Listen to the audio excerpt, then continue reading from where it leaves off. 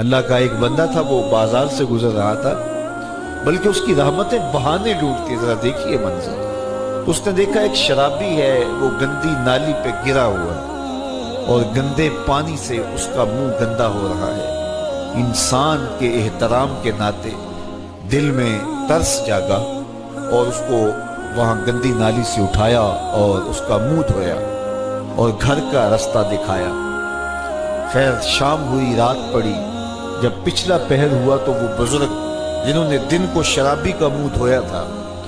تو وہ مسجد میں تہجد پڑھنے کے لیے آئے تو کیا دیکھا کہ وہی شرابی جو دوپہر کو گندی نالی پہ دھت پڑا تھا آج اس بزرگ سے بھی پہلے مصلی پہ کھڑا ہو کے نماز پڑھ رہا ہے۔